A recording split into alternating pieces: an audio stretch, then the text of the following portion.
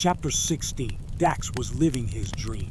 Not once did he think about the Chicago cops closing in on or discovering where the money from the six bank heist ended up. Dax was happy to have John Smith help him build a cattle ranch. Fred Larson mentored him in the banking business. And most of all, he was happy to be married to a beautiful and compatible wife. His current Western lifestyle transported him far away from the suffering and poverty he knew as a young man in Ireland. Now that he had stumbled upon a great sum of money, his dream of owning a 160-acre homestead in Montana was far exceeded. Dax's new life unleashed the long-suppressed extrovert within him. Now, he could not hold back his flamboyant, witty sense of humor, which everyone in Conifer Cliffs was attracted to. What happened in Chicago couldn't be further from his mind. By 5:30 in the early autumn morning, John, Cole, Kyle, and Dawn were mounted and pushing the cows out of Brisky's gate in Darby, heading north toward Victor. Polly, Elaine, and Samantha made lunches while Dax and Quinn packed up camp. Quinn drove the truck with his mother, and Polly drove the car with Dax beside her. Samantha sat in the back seat. He soon had the girls laughing at his jokes and comments about Polly's unprofessional driving skills.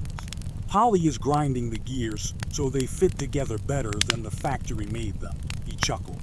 By 8:30, they had driven 10 miles and had caught up with the tail end of the herd.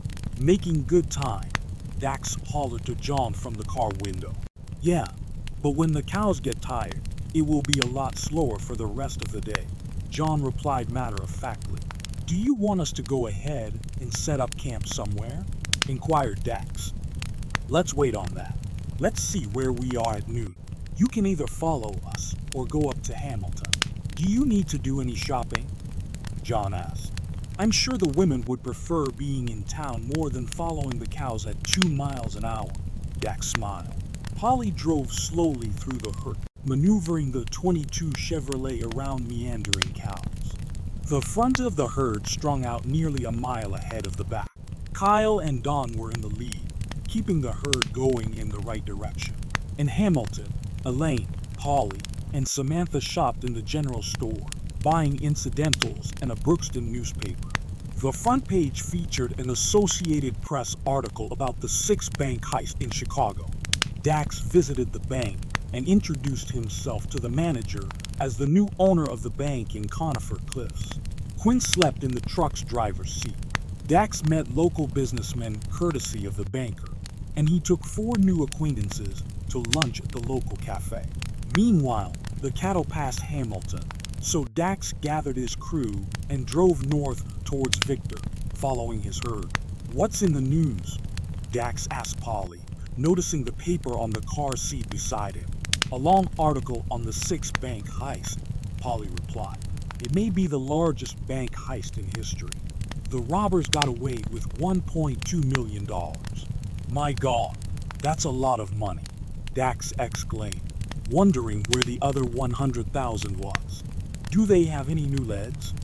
No, not really. The Chicago police have brought in the FBI to help them. What would someone do with that much money? Samantha interjected. Anything they wanted, I suppose, Dax chuckled, already knowing the answer. 2 miles north of Hamilton, they found Cole sitting by the road, holding his horse and eating a sandwich. What's going on? Dax inquired. Dad told me to make sure none of the cows turned back and to let them stop to eat and drink out of the creek that crosses the road up there. Dad rode up to tell Kyle and Dawn to slow down too, Cole explained, gobbling his ham sandwich as he talked. Dax nodded his head in understanding. Want something more to eat? Elaine asked Cole. Sure, what do you have? Cole asked. That was a sure bet. He never refuses food. Elaine laughed. John caught up with Kyle and Dawn at a big, grassy meadow. The Bitterroot River, in sight to the east, ran northerly. John had never seen such a beautiful valley. Just as well head them off the road here and let them feed, drink, and rest until morning. We'll have a short day to Victor tomorrow. It's probably only 10 or 12 miles from here, John informed Kyle and Dawn. We can set up camp in that stand of lodgepoles over there. Again, the cowboys ate a hearty breakfast at 5:30 the next morning and gathered the cows out of the grassy meadow. Dax, Quinn, and the women buttoned up camp as soon as they got the breakfast mess cleaned up, and they too headed north, with Dax in the lead car and Quinn following close behind. They drove through the cattle on the road and onto the campsite by the river at the Quigley place. By noon, the cattle Dax acquired from Brisky were turned into the pasture with the cows he purchased from Quigley. The camp was set up by the river, and a chicken lunch was soon served to the crew. We have twice as far to go tomorrow to get to Florence, where we'll pick up the rest of the cattle, John said. This is the last time we will be free to play around in the afternoon, so I hope everyone takes advantage of it. We can go swimming in the river, Holmes suggested. It will be a good way to get your dirty clothes cleaned, Elaine remarked with a laugh. And everybody needs a bath.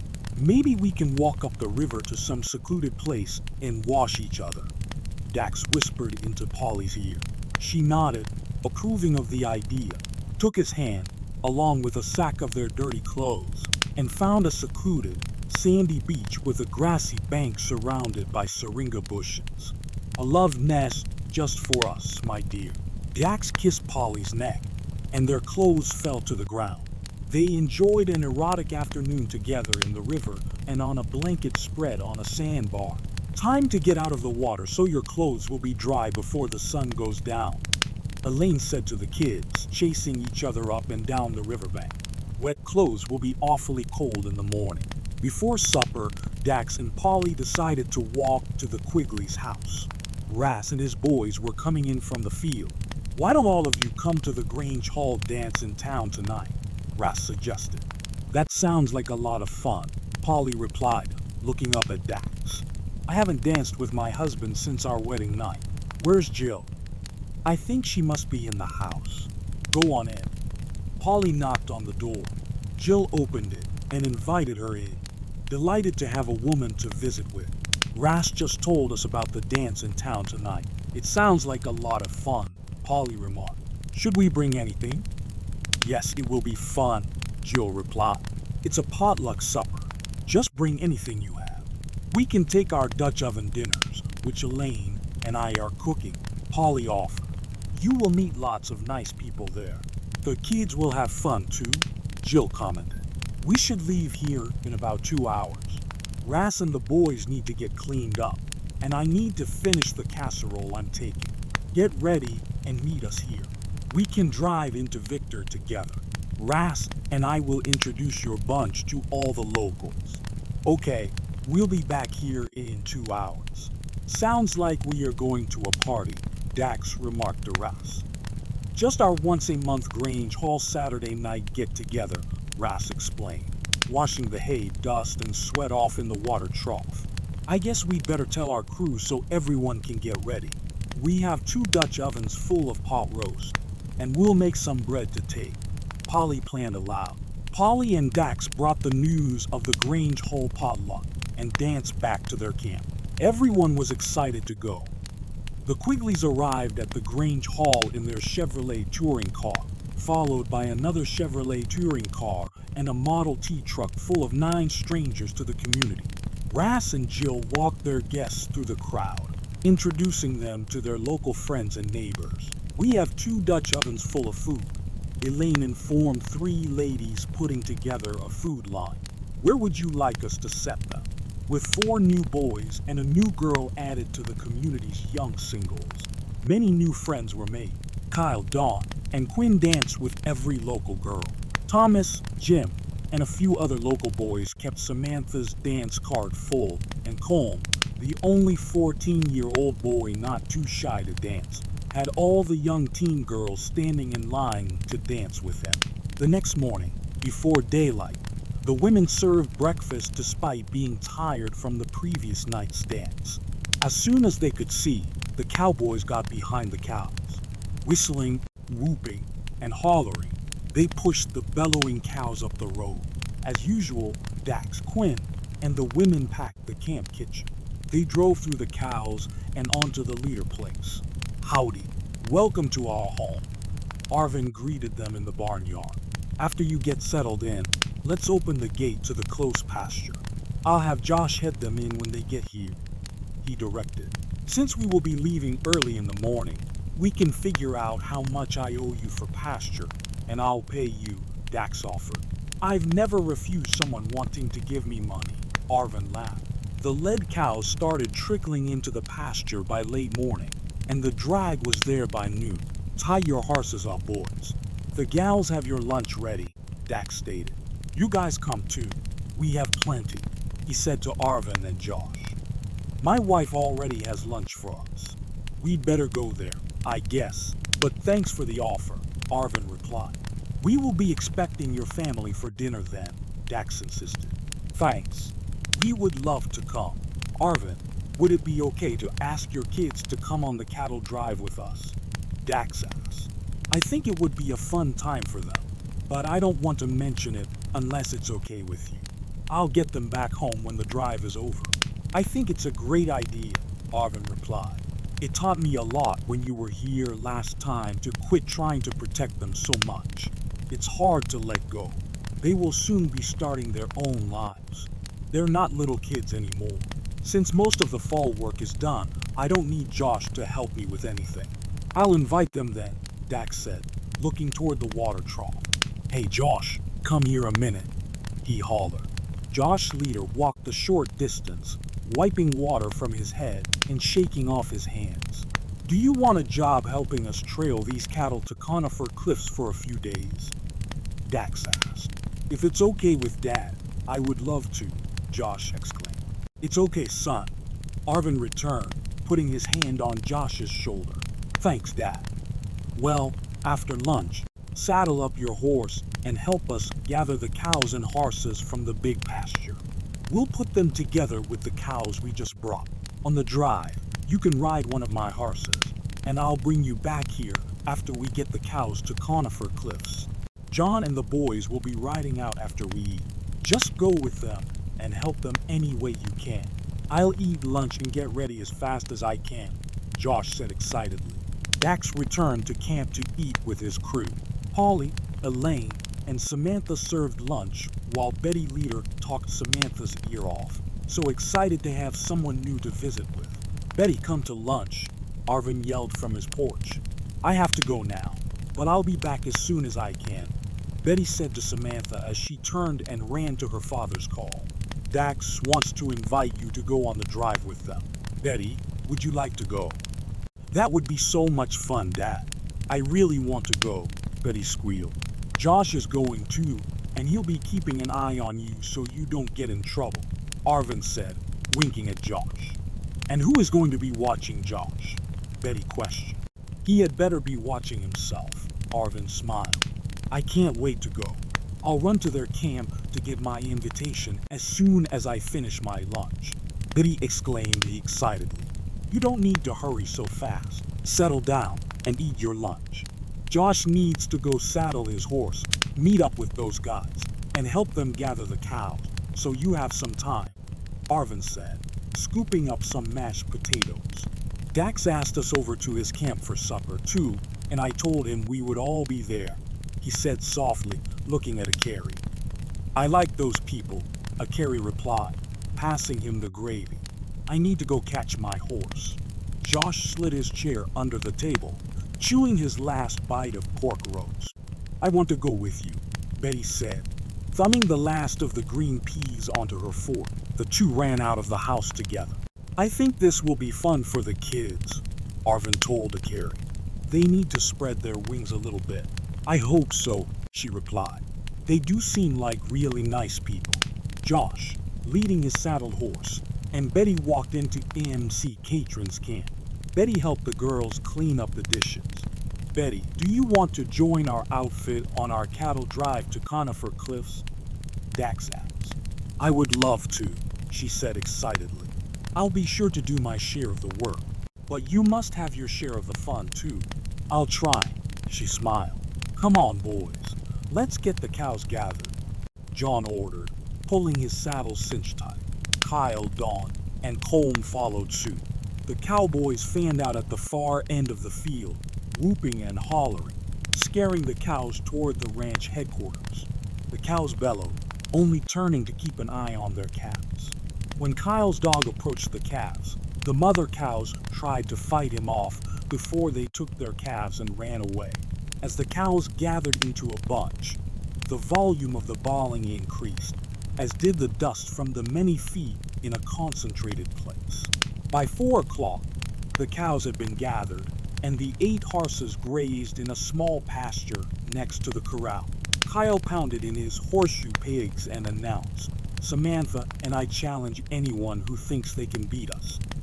"Betty and I can beat you easily," Colm dared as Samantha threw the first shoe.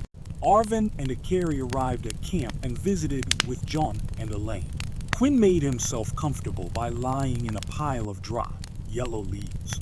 "Sure has been a warm Indian summer here," Arvin commented. "It's usually cold by now. The weather in Montana has been tricking us all for quite a few years," John replied. "I heard a guy say if you don't like the weather in Montana, just wait a minute and it will change." "That's how it's always been," Carrie said. Before daylight, John, Dax, and all of the boys, except Quinn, were saddled up. John had to pour cold water on Quinn's face to wake him. He wasn't about to saddle Quinn's horse for him. And now that they were trailing 450 cows, both Quinn and Dax were riding. "Elaine, Polly, please make sandwiches for everyone and pass them out while we drive through the herd," John said. "And Polly, write down the mileage on the Chevy and find a good spot to camp around 15 to 18 miles from here. That should put you somewhere between Lolo and Missoula. Go ahead and set up camp, and we'll be there when we get there." After breakfast, the men and boys mounted up and started the cows down the road. John and Kyle took the lead. Dax and Don got behind a bunch in the middle, and Quinn, Colm, and Josh brought up the drag. Thunderclouds rolled in during the day, and the temperature cooled substantially. No one was anxious to sleep in a bed wet from rain threatened by the gathering dark clouds above. So Elaine scouted out a dense spruce thicket that would provide cover to sleep under and keep their saddles dry. After setting up camp, the gals went to work preparing dinner for the crew, now rolling in with the cattle. Although everyone worked hard with little rest, they enjoyed working together and making new friends. A crescent moon peeped through threatening rain clouds, but rain did not come. By morning, the sky had cleared.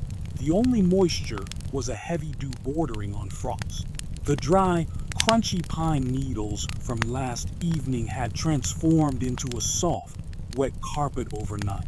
John stoked the campfire and boiled coffee while the others kicked and squirmed, putting on their clothes before throwing off their covers.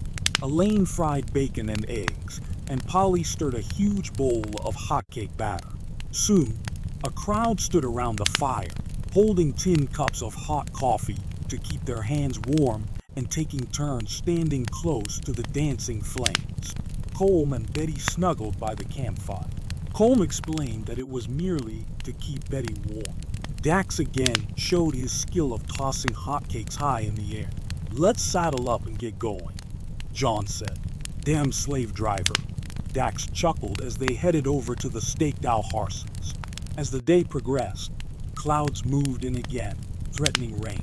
They made it to a campsite just south of Arley, where they shared another night and morning meal. The next day, they traveled through rolling, dry hills with scattered timber to Ravalli and past St. Ignatius, where they camped in a spruce thicket nestled at the foot of the rugged Mission Mountains. It was September 29th, long after the usual start of normal wet weather. At 10 p.m., the rain started to fall after everyone was in bed. The torrents came too fast for their spruce thicket cover to keep them dry. Thunder boomed, and lightning lit up the dark, cloudy night. Their beds soaked through, and by 1 a.m., everyone bunched up by the fire under the bushiest tree, wishing daylight would hurry so they could start their last day's push to Conifer Cliffs. The cowboys had placed their saddle blankets on their saddles, hoping to keep them dry. There was no place to get out of the rain. It was best to be up and dressed, wearing hats, coats, and oilcloth ponchos to stay as warm as possible. At 4 a.m., the wet, tired gang cooked and ate a quick breakfast of hot coffee and oatmeal. "Beautiful day," Dax exclaimed, humoring his crew despite rivers of water running off their hats. By the light of the fire, they loaded the camp onto the truck. "It's only about 15 miles home, Polly," Dax said. "You take the gals to our place so they can take hot baths and put on dry clothes. We'll turn the cows into the first gate on our ranch, about 2 miles past Conifer Cliffs. Then we'll have to trot to John's place to turn the horses out.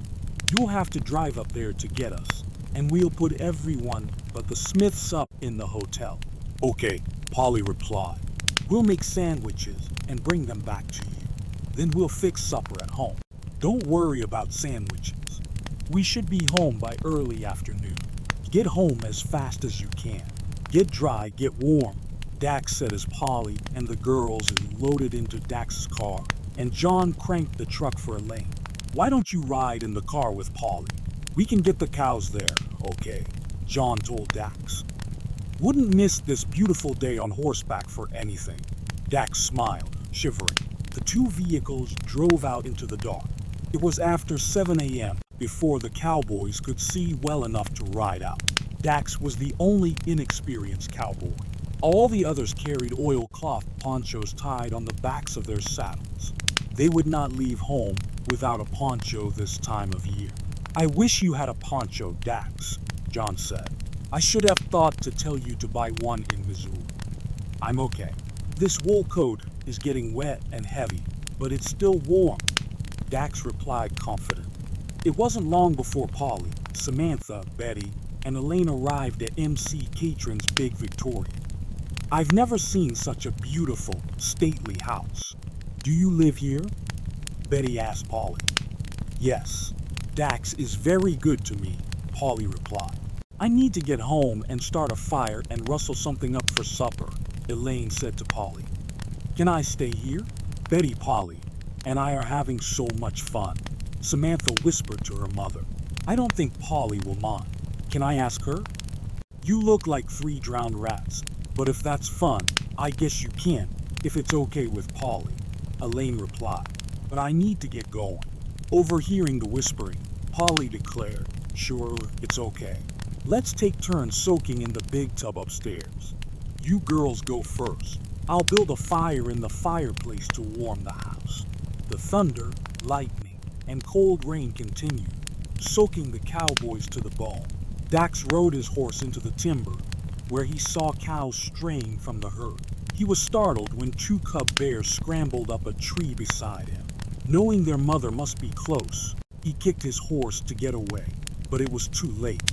The sow appeared, stood up on her hind legs, and growled, scaring Dax's horse, which reared over backward.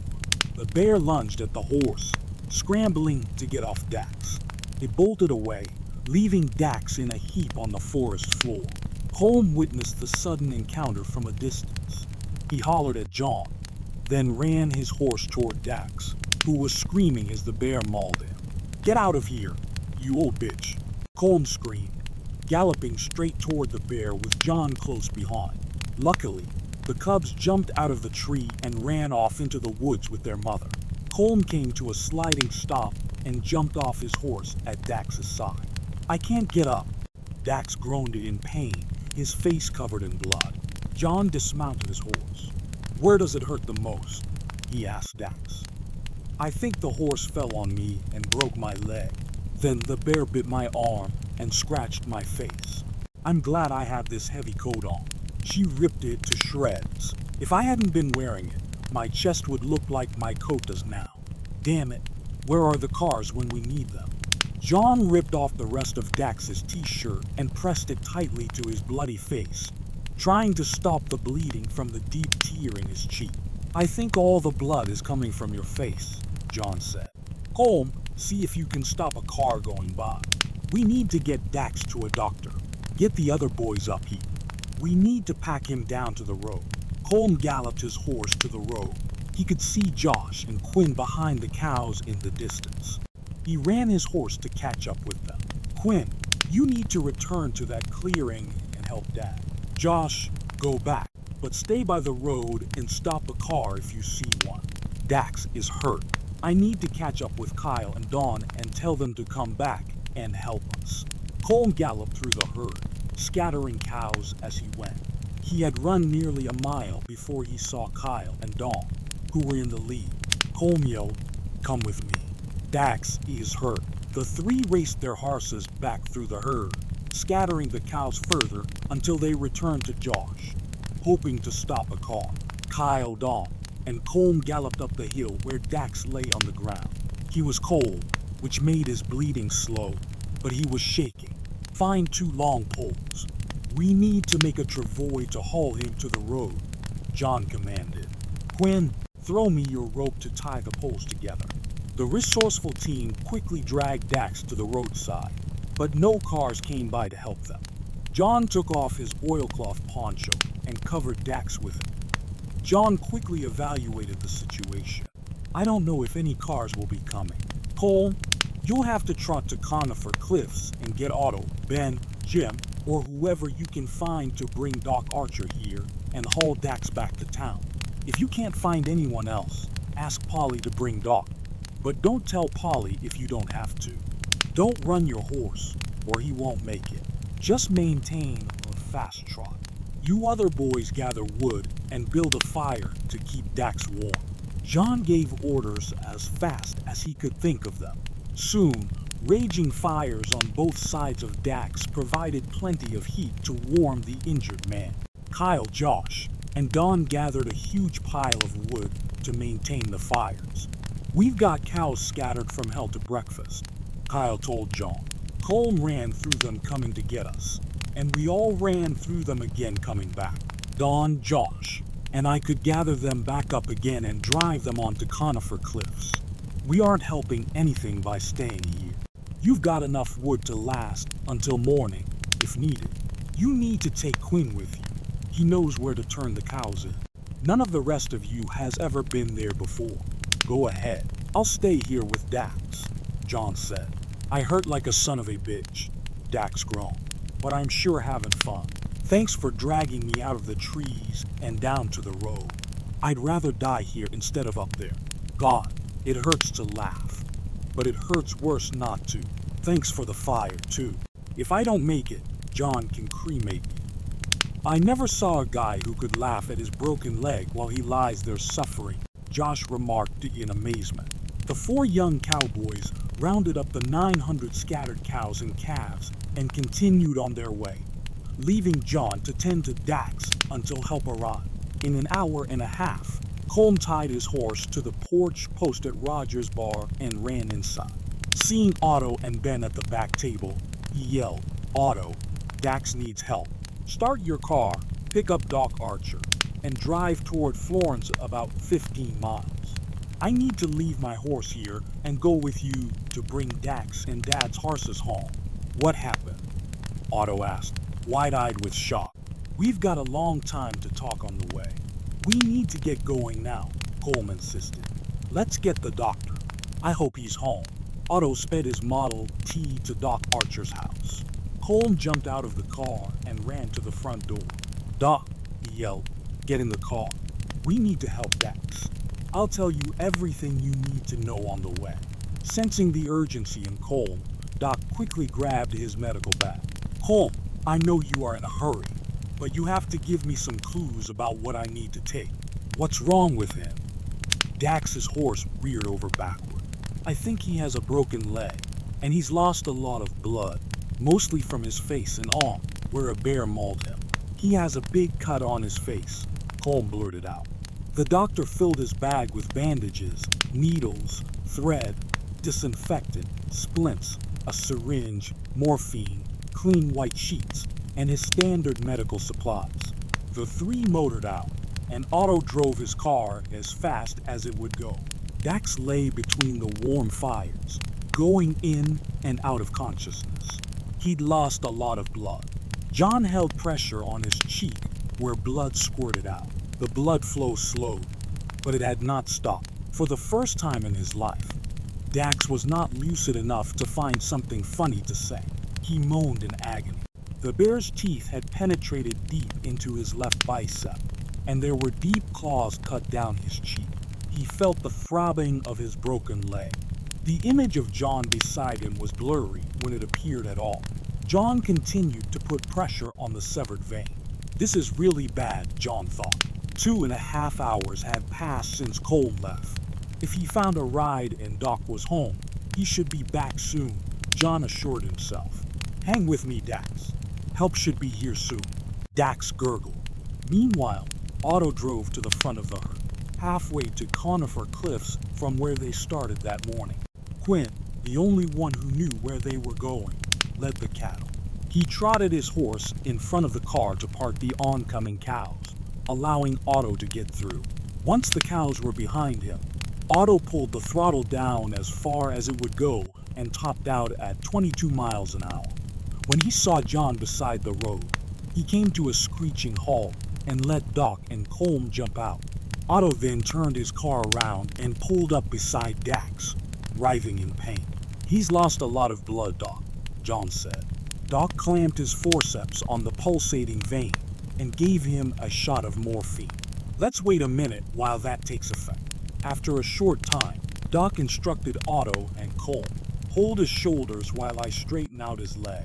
Otto grabbed his left shoulder, and Colm grabbed his right. Dax screamed in pain when Doc pulled the leg straight. Doc picked out a straight piece of wood from the pile next to the fire and tore off strips of a white sheet to splint Dax's leg while Dax gritted his teeth in pain. I think it will hurt less if you sit up in the front of the car. Can you do that, Dax? I can't move, Dax moaned. Let's make him a bed so he can lie down in the back seat, John directed. Colm, take Dax's saddle blankets off his horse, and everyone throw any clothes you don't have to have into the car. Make a bed for him. We need all the padding we can get. He can put his head on his saddle. They loaded Dax in the back seat of Otto's car as gently as possible, and Otto started back up the road. When Dax woke several hours later, his leg wore a white plaster cast. 30 stitches ran down his right cheek, and a thick white bandage was wrapped around his upper left arm. Polly sat beside him next to the bed in the bedroom off the kitchen. He felt lightheaded, but was in no pain. Why am I in here? He asked Polly. No one wanted to carry you up the stairway, she replied. I'm hungry as hell. What time is it? It's 6 in the evening, dear, Polly told her groggy husband. Help me into the kitchen. I can hear people having fun in there, Dax insisted. With the help of his new crutches, Polly managed to get him into his easy chair near the dining room table. He was spent by the move. Samantha, Betty, and Polly hovered around him, giving him food and drink, which he accepted gratefully. When John showed up at Conifer Cliffs, Quinn held the cows in the lane, waiting for his dad to count them into the gate. John opened the gate, and the cows filed one by one into the pasture. We'll have to get another count on them in the morning. According to my count, we are short 3, and I didn't get a count on the calves, John said, scratching his stub. Dawn and Kyle turned over their horses to John and found their way to the hotel as originally planned. Meanwhile, John and Quinn waited an hour at Dyson's for Colm. Then the 3 mounted up and trotted toward the Smith place, leading Dax, Kyle, and those horses. About halfway there, they came upon John's abandoned Model T truck. Elaine had driven it toward home earlier in the day and got stuck in the middle of the muddy road. John dismounted and tied his horse, as well as the 3 horses they were leading, to fence posts along the road. He set the throttle and spark on the stuck truck and cranked it several times before it fired. When he got it running smoothly, he climbed into the driver's seat and spun the wheels in the mud. Throw me your ropes, boys.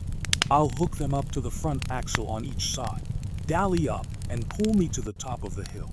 From there, I think I can go on my own. Then you get the horses and follow me. Your mother must have had a long. We'll walk home. When the 2 ropes tightened, the horses pulled, and the truck's wheels started to turn. Just a minute, Dad, Colm shouted. My saddle is slipping. Colm slid off his horse, loosened the cinch, reset the saddle, and hopped back on. Quinn and Colm pulled hard for a short distance, then had to trot to keep ahead of the truck. John unhooked the ropes at the top of the hill and drove on.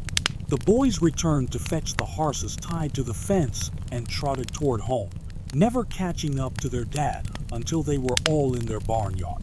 Colm and Quinn unsaddled the horses, dragged the wet saddles and tack into the barn, and turned the horses out onto the dry fall grass softened by the rain. In the house, John and his boys hunkered up to the hot stove Elaine had stoked for them, warming their hands with tin cups full of hot coffee. Each gobbled a ham sandwich Elaine set out on the kitchen table. "You must have had a nice autumn walk," John teased his wife. "That mud was pretty sticky. My boots felt like they weighed 100 pounds. Elaine smiled. "I was sure happy when I got in the house and started the fire. I think I enjoyed my hot bath more than any I remember. That new truck is pretty nice, but sometimes you still need some good horses," John remarked, sipping from his tin cup. "Where's Samantha?" "She was having so much fun with Polly and Betty that she wanted to stay at Polly's," Elaine said. "I want to have fun with the girls too," Colm interrupted. "I think you've had all the girl company you need for a while," his mother replied, lifting her eyebrows. "Go take a hot bath and put on some dry clothes, honey," she said to John. He put his hand on the water tank next to the wood-cook stove and quickly drew it back. "It's hot enough. I'll hurry so you boys can get cleaned up too." At the hotel, Kyle took the first bath, put on clean clothes the women had washed in the river a few days before, and ran to Dax's house as fast as he could to avoid getting too wet again from the freezing rain. "I think that darn brother of yours went over there to make time with Samantha before we get there," Josh remarked to Dawn. "He seems to be pretty sweet on Samantha," Dawn replied. "Want to flip to see who takes the next bath?" "Sure." "Heads, I win. Tails, you lose," Josh answered. "No. Heads, you win. Tails, I win." Dawn smiled. "Okay, here goes. It's heads. Don't worry about me. I'll just be sitting here freezing while you're in that nice warm tub." Dawn shivered. That hot bath was nice, Josh boasted to Dawn upon returning to the room. "Your water is running. You better get down there." Once Dawn was dressed and ready to go, the two ran the 2 blocks from the hotel to Dax's house. Darkness was falling, just like the rain, and all the windows in Dax's home shone with lights. "Can we play horseshoes in your living room, Dax?" Dawn asked. "It's too wet outside. After supper, you can do the dishes." "That should keep you busy," Kyle commented. Polly interrupted the play with her dinner plans. "Before we get too carried away, I need some help. Samantha, could you please fry the chicken? And Betty, you can make the mashed potatoes and the gravy, and I'll peel and cook the carrots, okay? You boys can entertain us while we work. After supper, you can all do as you please. Just make sure you don't do something irreversible." "What? Like kiss, and then they can't unkiss?" Dax chuckled. "Something like that," Polly dimpled. "You are so funny, honey. If these boys get any of the girls into trouble, I don't want it to happen here. Their folks would never forgive me. Boys and girls, there will be no hanky-panky here." Dax laughed. "I'm sorry we do not have a barn to do hanky-panky in." "It's not funny, Dax," Polly replied, trying to hold her laughter. "Then, why are you laughing, my dear Polly?" Dax questioned. "I'm not laughing at the issue at hand. I'm laughing at you," Polly said. "And I don't know why everyone else is laughing." Dax was clearly in no pain. The morphine had taken full effect. "Stop laughing, everyone. The lady of the house does not know why you are laughing, so stop right now," Dax barked. "Let's talk about something that is not fun or entertaining, so Polly doesn't have to use all her laughing muscles. After all, we cannot be having fun, you know." Samantha laughed so hard that she dropped the bag of flour on the floor. "Now you will have to roll all the chicken in the flour on the floor to clean it. And maybe Betty can make the gravy on the floor, and we can eat on the floor. Instead of licking the bowls, we can lick the floor, and we won't even have to use any plates." Dax's humor lasted through supper, but after the cold, wet day, the hot baths, and the warm house. Eyelids became heavy early in the evening, and the boys returned to the hotel. They slept until 7 in the morning, then reported to Polly's kitchen for breakfast and more fun. John showed up at 8 and found Dax grimacing in his easy chair. "Tough day yesterday," John commented. "Pretty tough right now," Dax murmured. "The morphine's worn off. Just sit there and heal," John said. "We'll take care of everything. I hate to do it to the cows after the long drive, but we need to gather them into a fence corner and get a good count on both the cows and calves. My count yesterday was only cows, and I think we were missing 3. We'd better get it done before they scatter any further than they already have. It looks like the rain has stopped, and the clouds are moving on." Kyle, Dawn, and Josh sat in Polly's kitchen, eating the breakfast Samantha and Betty had made. "So, do we need to go to John's, saddle up, and sit on our cold, wet saddles?" Dawn asked, chewing on a slice of bacon. "Oh, poor boy. You want me to go dry it off for you?" Josh ribbed him. "Colm and Quinn are bringing all the horses down to the gate we turned the cows into," John said as he stood up from the table. "Looks like everyone is finished with breakfast, so we'd better get going so they don't have to wait for us." John looked at Samantha. "You're lucky you stayed here last night. Your mother had to walk a long way home after she got the truck stuck in the mud." "Oh, poor Elaine. I'm sorry she had to walk in the rain," Polly said. "It wasn't the first time and probably won't be the last. It's kind of a way of life around here." She got home in time to start a fire, heat the water, take a bath, and have a nice, warm house for us when we got home. "How did you get the truck unstuck?" Polly asked. "The boys pulled me out with their horses. I drove the truck home, and they brought the horses." "Let's go get the cows counted," Kyle interrupted, eager to get started. Josh jumped in the truck with John and Kyle, and Dawn climbed on the back. They drove to the gate where Quinn and Colm waited with the horses. All the boys mounted up and rode through the gate John held open. "Poor Doe's ass is getting wet," Josh quipped. "All of us are sitting on wet saddles," Quinn complained. "Yes, but poor Dawn is the only one worried about it," Josh continued to rib. Oh, I feel so bad for you, Dawn," Colm remarked, standing up in his saddle and pointing his wet bottom toward Dawn. "Okay, you guys, I get it," Dawn laughed. "Here's to 5 wet butts." "It's better than being all wet like yesterday," Quinn noted. The 5 rode around the herd and brought the cows into the corner where John waited. John and Kyle let them out of the corner very slowly so they could get an accurate count. "I got 447 cows," John stated. "I got 447 calves," Kyle replied. "I guess we're short 3 pairs. I didn't hear any cows bawling for their calves this morning, so the ones we are short must have their calves with them. Let's let them mother up again and make sure all these are paired up right. I sure wish we had counted them along the way so we knew where we came up short. Since we didn't, those 3 pairs could be anywhere between here and Brisky's place. We'd better find them as soon as we can. It's the 1st of October, and the weather could turn bad and stay bad any time now," John stated.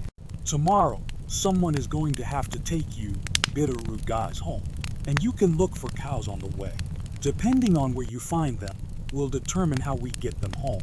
I have to stay here and move these cows around to utilize the feed better, but we'll figure it out." John thought of everything that needed to be done. "Why don't we move the cows to the pastures you want them in now, while you have lots of help?"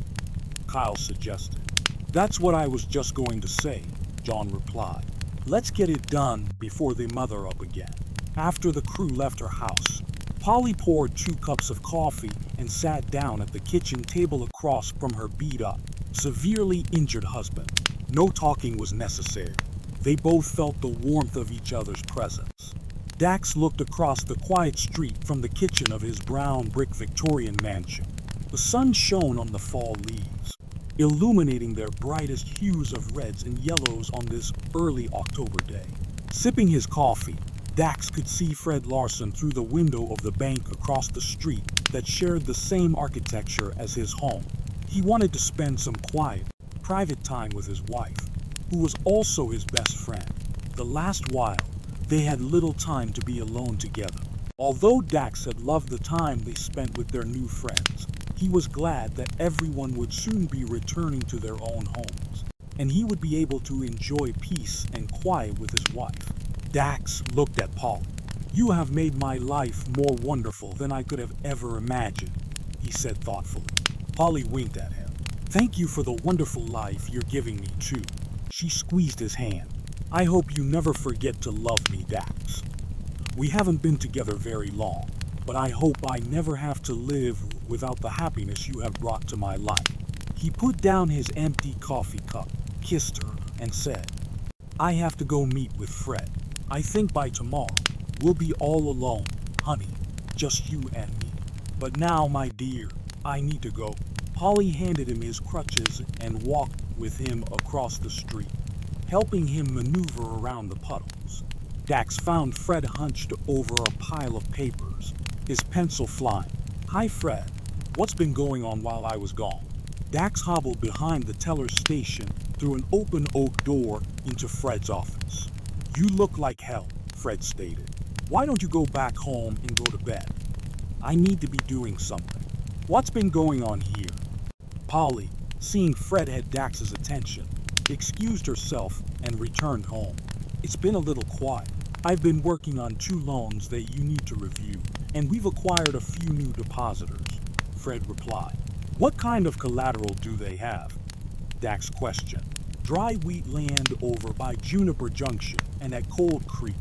They both want to borrow to buy cattle," Fred explained. "Alton Coulter at Juniper Junction and Amos Clark at Cold Creek. They are both reliable guys, but it's hard to repay loans by raising cattle. They have both put up a lot of hay that they cannot sell and think they need to buy cows to eat it. You would have to be comfortable with the collateral paying you off someday. These 2 guys are brothers-in-law, married to the Thompson girls from Granite. I have known them for a long time. I'd like you to introduce me," Dax said. "Maybe we could go talk to them and look at their places on the weekend while the bank is closed. Saturday would be okay. We could do it all in one day if we leave early," Fred said. "Okay, mark it on your calendar. Saturday, October 7th, Dax confirmed. "Geez, Dax, why don't you sit down?" "Yeah, my leg is starting to hurt." Fred slid a chair up close to his desk and took some time explaining the books that showed the transactions the bank had made in his absence. They discussed ways to bring in new business. Before they knew it, the clock struck 5. "I'd better get home. Polly is cooking supper for my cowboy crew," Dax said. At 6, John arrived at Dax and Polly's home with the whole Smith family. The Briskies and Lighters rounded out the group. Through a dinner conversation, John and Dax decided that Samantha and Cole would take the Lighters and the Briskies home. They were instructed to stop at every place Kyle thought they could have lost the cows and look around to find them. After supper, John, Samantha, and Elaine rode in the front seat of the truck with Quinn and Colm in the back, and the Smith family drove home. On the ride, Elaine remarked sternly to Samantha, "You be careful around those boys. Don't let them talk you into anything." "I'm a good girl, Mom. Quit worrying about that. Are you going to sit on the end of my bed on my wedding night and keep telling me that crap?" Samantha replied disgustedly. "No, but I'm not talking about your wedding night. I'm just reluctant to let you go where there are boys you may be interested in." "Okay, Mom, I'll just stay home and mind you until I'm 60. Will that make you happy? When can I make some decisions of my own?" Samantha asked. "You need to let go and trust her, Elaine," John interrupted. "If you don't, you're going to drive her away, and I don't want to lose my little girl. We have to learn to trust. Samantha, you be sure to drive around this mud hole in the road when you head out in the morning," John instructed as he drove around it. "Keep in the same tracks I just made." "Okay, Dad. Thanks for letting me grow up. Sorry, Sam. I love you and want the best for you." Elaine patted her daughter's leg and gave her a little hug. "I know, Mom. I appreciate your concern, but I have never even been kissed by a boy. You were married when you were only a year older than I am now. You and Dad are still together and still love each other. So what's your problem? Samantha asked. I don't have a problem, Samantha, and I don't want you to have one either. Elaine sighed. I remember how much I hated it when my folks said all this same stuff to me, so I'll stop now. Polly was right. I need to be your friend and let you talk to me instead of creating a situation where we can't communicate. I'm sorry, honey. I'll try to do better. Elaine blinked back tears. You growing up is a little hard on me too, Sam, but I sure don't want to stop it, John smiled. I understand you both. Your mom only wants the best for you. Thanks, Dad, and thanks, Mom. I never want to have another conversation like this. Okay, I won't bring it up again, and if you ever need to talk to me about anything, I'll be here for you, Elaine said, hugging Samantha. John pulled the truck up in front of their house. Better get to bed. We all have a lot to do tomorrow. Quinn and I need to pack salt to all the licks on this place. Samantha and Colm have a lot of driving to do, and Mom has a lot of worrying to do that doesn't even need to be done. But I guess that's her job. John teased kindly, putting his only arm around his wife. She snuggled her head on his shoulder. It's so hard to believe our little chicks are getting ready to fly the co-op, Elaine remarked, dabbing her eyes. We've had some lumps along the way, but we've had a good life since we came to Montana. It's hard to believe we've already been here almost 18 years. Sam has turned into a young woman, and the boys aren't far behind. Like it or not, we'll be grandparents in the not-so-distant future. I hope we like our grandkids' father, John said. Colm will probably be your grandkid's father, Samantha said, laughing. He's quite the little ladies' manual. John chuckled. We sure don't know what the future will bring. We all need to pray that whatever it is will be good for all of us. Everybody, grab an armload of wood on your way in. I think the wood box is running low. Soon, the wood box was full, and John had the stove roaring. Lying in bed, Samantha thought about the unchaperoned trip she would be taking and how it would be different than if her mother were present. Colm felt good that his father picked him to go and had confidence in him to ride back to bring in the strays. Quinn didn't understand why he had to stay home and help his dad. Morning came fast. Everyone except Quinn was buzzing around the kitchen by 6.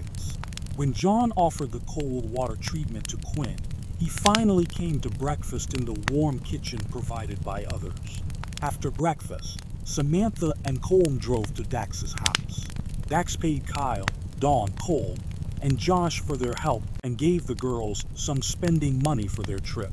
Samantha, Betty, Kyle, Dawn, Josh, and Colm piled into the truck loaded with a 3-day supply of camping gear, and they headed back toward the Bitterroot Valley, with Kyle riding in the front with her. Samantha wondered what it would be like to do the things that worried her mother so much. The morning sun blinded Samantha as she tried to keep her eyes on the road. Kyle gave her his rain-soaked hat to shade her eyes. Nice wet hat you got there, cowboy, Samantha remarked, but I guess it's better than not being able to see. At each grassy opening, 6 sets of eyes scanned the landscape looking for the lost cows. Pull into the place where we stayed all night, and Dax got eaten by the bear, Kyle motioned to Samantha. You mean the place where half of us drowned, and the survivors had to eat the dead ones to continue on the cattle drive, Samantha gestured. Yeah, that's the place. You need to turn off right up there. Just pull off the road. Don't try to drive up to the campsite, or you might get stuck. You made some pretty deep ruts coming out of there, going downhill. There's no way you can get back up there going uphill. We need to walk and look around. When we left here, it was still dark, and I think everyone was hiding their heads in their ponchos, Kyle said, remembering the cold, wet morning.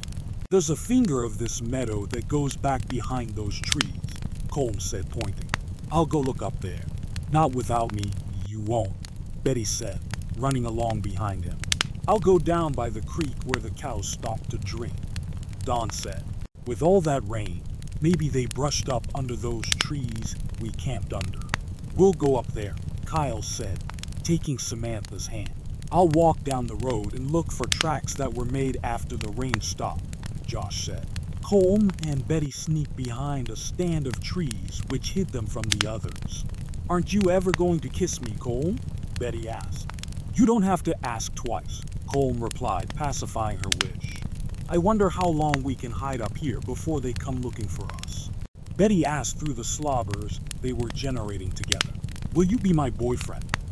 "I thought I already was," Colm replied. "That's what I was thinking," Betty cooed. "Look at that old cow watching us. Do you think she will tell on us?" Colm chuckled. "She better not," Betty whispered in his ear. "We'd better get behind her and push her down to the road," Colm stated, starting to walk. "Get back here and kiss me, Colm," Betty demanded. "Don't worry, I want to kiss you till your lips fall off. But right now, we need to get this cow," Colm explained. "There's another one and 2 calves." They walked into the timber to get around behind them. Colm whistled and hollered. When the cows started running toward the road, another pair ran out of the timber to join them. "That's all of them. We need to put them somewhere they can't get away." Colm stopped to kiss his girl before coming out from behind the shield of timber.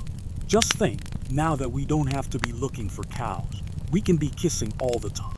Betty wanted to continue her newfound favorite thing. "Probably don't want everyone watching," Colm said. "I don't care who sees us," Betty replied with confidence. "But let's do one more while we are still behind these trees." The cows bellowed as they ran and bucked down the hill toward the truck. Kyle heard them and looked up to see the 3 pairs they were looking for. He and Samantha walked happily back to the truck and waited for Colm and Betty. "Colm, wait here and keep an eye on the cows. I think there's a place not too far where we can put the cows in a fenced pasture so that they won't get away again," Kyle said. "You drive, Kyle. I don't know where you want to go," Samantha said. Kyle and Samantha drove off, so Colm and Betty took the opportunity to walk a short distance to get out of sight behind a tree and use the time they had to perfect their newfound kissing technique. Kyle and Samantha caught up to Josh and Dawn, who were walking down the road looking for tracks. Colm found all of them. "Sam and I are going to drive down the road. I think I remember an old homestead not too far down where we might be able to put them in a fenced pasture to hold them until Colm can get back to get them," Kyle said. "Jump on and go with us." They drove for nearly 2 miles before they saw the homestead Kyle remembered. Next to the abandoned, dilapidated barn was a fenced, 20-acre pasture with plenty of grass. A creek cut across the northeast corner, supplying a constant stream of water for the stock of the long-gone homesteader. "You guys walk around the fence to see if it will hold the cows. Samantha and I will go back and start bringing them down here. I hate to take them in the wrong direction, but at least this will keep them from wandering off if we can fix the fence well enough to hold them," Kyle said as he turned the truck around. "If I find any holes in the fence, there's a pile of old rusty wire over behind the barn I can use to patch them up." Josh pointed. "Okay, we'll go get the cows." Kyle started driving back to Colm. When he got around the corner, he pulled off the road and stopped. Before Samantha knew it, Kyle had put his arm around her and clumsily postured for a kiss. Surprised, she pulled her head back. "Don't we need to get the cows?" she stammered. "Yes, but I also need to kiss you. I have been wanting to kiss you since the moment I first laid eyes on you." Kyle scooted closer to her and gently pulled her head toward his pucker. "I want to save all my kisses for my husband." Samantha smiled sheepishly. "How would a guy know whether he wanted to marry you or not if he didn't know if he liked the taste of your kisses?" Kyle jested. "I just need to know that you are serious about me." "I don't want to play any games," she said, smiling, pushing him away with her finger on his nose. "Want me to drive you to a convent somewhere?" Kyle teased. "Maybe, if some wonderful man doesn't come to rescue me," she replied. "I'm here to rescue you now." "Then you'll have to do it very slowly," she said, still smiling. "Let's go get the cows." They drove past the cows grazing along the road, turned the truck around, and came to a stop.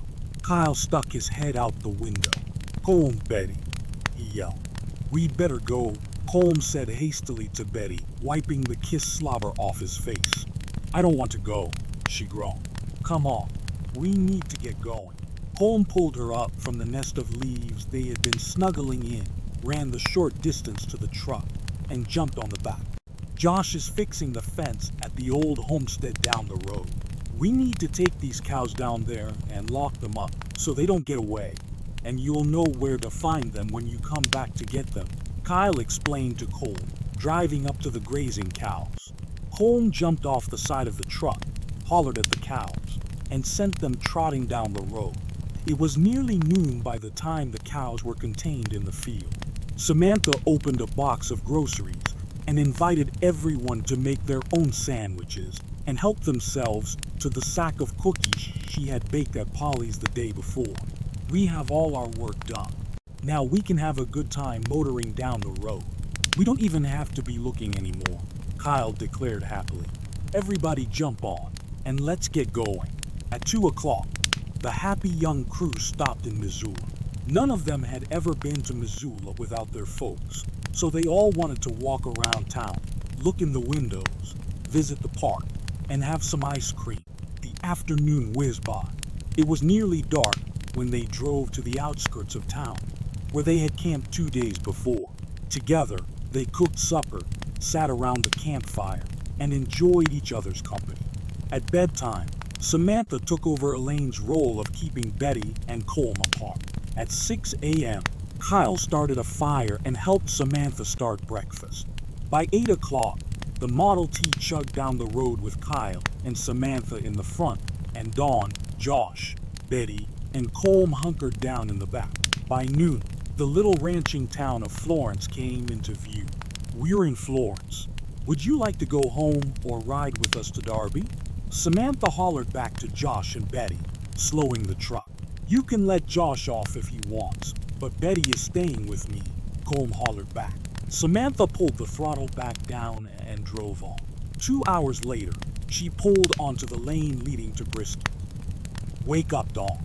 We are home, Kyle said. Lingle was nailing a shoe on one of his Belgian horses when the Model T came to a stop in his barnyard. Dad, this is Josh and Betty Leader. They're from Florence, Dawn introduced. Annette came out of the house, and the introduction was repeated. I hope you will all stay for lunch. I'll start cooking now. Annette invited the group. You don't need to, Samantha replied. We still have a lot of groceries left. Save them. I have to cook for my family anyway. A few more isn't any trouble at all. The 6 new friends shared their last meal, not knowing when they might see each other again. They shared their experiences with Lingle and Annette, replaying the bear attack on Dax and laughing about all the other entertainment Dax had provided along the trail. When lunch was finished, Samantha, Colm, Betty, and Josh bid their farewells. If you want that kiss, come to Conifer Cliffs and get it, Samantha whispered into Kyle's ear. After his dry run, Kyle was unsure what to do with the information. You sit in front with Sam, Colm said to Josh, snuggling down in a quilt with Betty. Samantha drove north, making a stop at the lighters to let off Betty and Josh. Colm and Betty promised to miss each other. I want to drive, Colm said. Good. I'm tired of driving, Samantha replied. Colm stopped in Missoula to fill the truck and the extra gas cans. A stop at the old homestead made sure the 3 cows and calves were still in captivity, and they arrived at Dax's house by 7 p.m. Polly heard the knock and opened the door. You're back already? She said, surprised. We had a great trip, but I miss those guys already, Samantha commented. It was a wonderful bunch, Polly replied. I hope we can all be together again sometime. I hope so, Samantha agreed. Tell Dax we found all the cows. Colm will be going to get them soon. They're in a pasture with feed and water where they can't get away. Dax is still over at the bank. I'll tell him when he gets home. He will be glad to hear that, Polly replied happily. Okay, see you later. We have driven almost 100 miles today, and we still need to get home, Samantha said, turning toward the truck where Colm waited. They bumped up the last 5 miles of the washboard road to their home. where Elaine washed the dishes from supper. I've been worried about you. Did everything go okay? Everything turned out good. I told Kyle if he wanted to kiss me, he could come back to Conifer Cliffs, and I would think about it. But Colm has a different story. Yes, I bet he does. Elaine smiled, nodding her head. The next morning after breakfast, Colm caught the bay gelding with a white spot on his forehead named Sparky and tied him to the crooked locust hitching rail in front of the barn. Sparky didn't like to be touched, so Colm took extra time to brush and pet him to make friends. As soon as daylight let him see, he saddled up, filled his saddlebags with jerky, canned pork and beans, a canteen of water, and tied a bedroll behind his saddle. He led his horse away from the hitching rail and swung off, holding onto the saddle horn. Sparky spooked and jumped sideways. Be careful, son. Your horse has a hump in his back this frosty morning. He might want to buck a little. John warned. Don't get in too big of a hurry. You can trot down there, but give the cows some time coming back. Don't worry, Dad. It's only 3 pairs, and it's only 15 miles or so. I should be home today if it stays light long enough. Colm assured his father. Which pasture do you want them in? Remember our camp where it rained so hard? It was 15 miles from Conifer Cliffs, and you said you took the cows back a couple of miles, so that's 17 miles. It's 5 miles to Conifer Cliffs from here, so that's 22 miles down and 22 miles back. 44 miles, Colm, not 15, and there are only about 9 hours of daylight. Don't get your horse too tired. He's a nice pony, and I don't want you to ruin him. You can turn the cows in the gate closest to town. The one we turned in the day we brought the herd in when it was raining. John directed. I'm burning daylight. I need to go, Dad. See you later, Colm said, his horse crow hopping the first couple of 100 feet, then trotting off down the hill toward Conifer Cliffs. Soon, Colm rode off the stock driveway and through town, hoping to say hello to whatever friends he saw. Laura Dyson was just going in the front door of the cafe. Laura, do you want to ride 17 miles to get some cows we lost? Colm asked. I would love to, but I don't have a horse. I wish you would go with me. We could do some kissing, Colm teased. Kissing, kissing, kissing. I wish you would quit talking about it and just do it. Laura replied after looking to make sure no one was in earshot. Really? Colm gulped. I will make sure we get that done very soon then, Miss Dyson, he said with a grin. Make sure you do then, Mr. Smith. Laura flashed him a sweet smile. He blew her a kiss. She caught it, put it on her cheek, and blew one back. Gotta get those cows. Better get going, he stated, trotting off.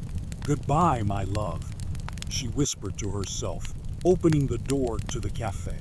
By late morning, Colm reached the homestead where the 3 pairs stood in the tall grass next to the creek in a pasture fenced with rotten posts and rusty barbed wire.